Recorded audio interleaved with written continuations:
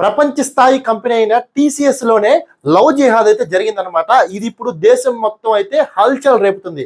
నాసిక్ లో ఉన్న టీసీఎస్ బీపీఓలు అయితే లవ్ జిహాద్ 2021 నుంచి జరుగుతూ ఉందనే ఆరోపణలతో అయితే ఈ కేసు అయితే మొదలైందనమాట. 2021 నుంచి ఇక్కడ ఉన్న హిందూ అమ్మాయిలు అయితే సెక్చువల్ గా హరాస్ చేయడము, వెర్బల్ అబ్యూస్ చేయడం అయితే జరుగుతుందని అక్కడైతే కొంతమంది కంప్లైంట్ చేశారనమాట. సో టోటల్ గా 9 ఎఫ్ఐఆర్లు అయితే దీని మీద నమోదయ్యాయి. ఇప్పటి వరకు 9 మందిని అయితే అరెస్ట్ చేశారు. ఒకరైతే పరారులో ఉన్నారు. ఈ 9 మంది అరెస్ట్ చేసిన వారిలో హెచ్ఆర్ మేనేజర్ నీదా ఖాన్ కూడా ఉన్నారనమాట. ఈమెయితే ప్రధానంగా జగన్నాథ్ సూత్రధారనమాట. ఇక్కడ మనం క్లియర్ గా చూసినట్టయితే వీళ్ళ మెయిన్ ఎయిమ్ ఏంటంటే, ఈ హెచ్ఆర్ యొక్క మెయిన్ ఎయిమ్ ఓన్లీ ముస్లిం మెన్నే హైర్ చేసుకోవడం అనమాట. వాళ్ళకు వచ్చేసి లవ్ జిహాద్ చేయమని చెప్పడం అనమాట. వీళ్ళందరూ వచ్చేసి ఒక గ్రూప్ గా క్రియేట్ అయ్యి వీళ్ళకంటూ ఒక పర్సనల్ గ్రూప్ కూడా క్రియేట్ చేసుకున్నారు ఆఫీస్లో.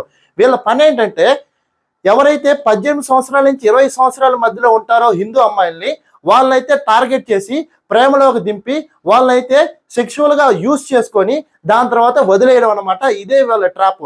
దీంట్లో ప్రధాన నిందితుడైన డానిష్ షేక్, ఇతనికైతే ఆల్రెడీ పెళ్లి అయిందనమాట. పెళ్లి పిల్లలు కూడా ఉన్నారు.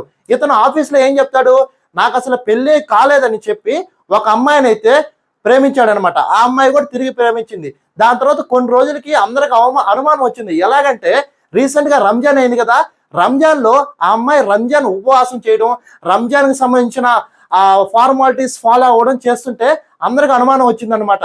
దాని తర్వాత ఆ వ్యక్తి ఎవరైతే ఉన్నారో ఆ వ్యక్తి వాళ్ళ వైఫ్ ఉంటారు కదా, ఆమె డైరెక్ట్ గా ఈ అమ్మాయి కాల్ చేసి చెప్పిందనమాట, మా హస్బెండ్ కి ఆల్రెడీ పెళ్ళయింది, నిన్ను ఇలా చేస్తున్నాడు, కావాలని చీట్ చేస్తున్నాడని.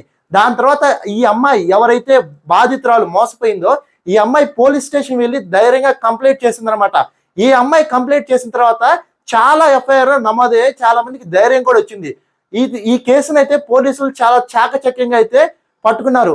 ఎలాగంటే 4 పోలీసులు అయితే హౌస్ కీపింగ్ వేషంలో అయితే టీసీఎస్ బీపీఓ ఆఫీసులోకి ఎంటర్ అయ్యారనమాట. ఎంటర్ అయ్యి సుమారు 2 వారాలు అయితే రెక్కి నిర్వహించి అక్కడ జరుగుతున్న భాగవతం మొత్తం బయట పెట్టారు. ఇక్కడైతే టీమ్ లీడర్ పొజిషన్ లో ఉండే వాళ్ళు, సీనియర్ పొజిషన్ లో ఉండే ముస్లిం అబ్బాయిలు అయితే హిందూ అమ్మాయిల మీద అయితే సెక్షువల్ గా వెర్బల్ గా అబ్యూస్ చేసేది.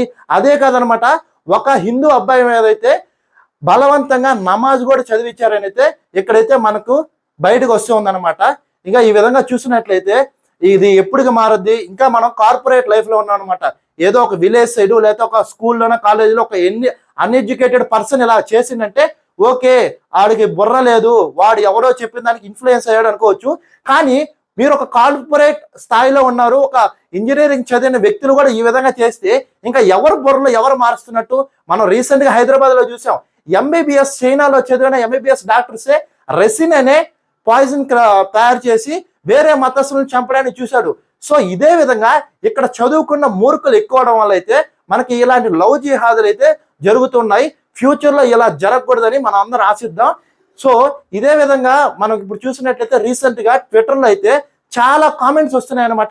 ఇట్లాంటి పోస్టులకి కామెంట్స్ ఏంటి, లవ్ జిహాదు టీసీఎస్ లోనే కాదు చాలా కంపెనీలో జరుగుతుంది, కానీ ధైర్యం చేసి ఎవరు బయటకు రావట్లేదు అని వస్తుంది అనమాట. ఇక్కడ నేను చెప్పా కదా, హెచ్ఆర్ మేనేజర్ జగన్నాటక సూత్రధారిని. ఈ హెచ్ఆర్ మేనేజర్ కి ఇప్పుడు ఆఫీస్ లో ఏమన్నా ఇష్యూ వస్తే హెచ్ఆర్ కంప్లైంట్ చేస్తారు. ఇక్కడ హెచ్ఆర్ కంప్లైంట్ చేసి హెచ్ఆర్ ఏం చేస్తుంది, మీరు ఇలాంటి కంప్లైంట్స్ చేస్తే మీ జాబ్ లోంచి తీసేస్తా అని చేస్తుంది అనమాట.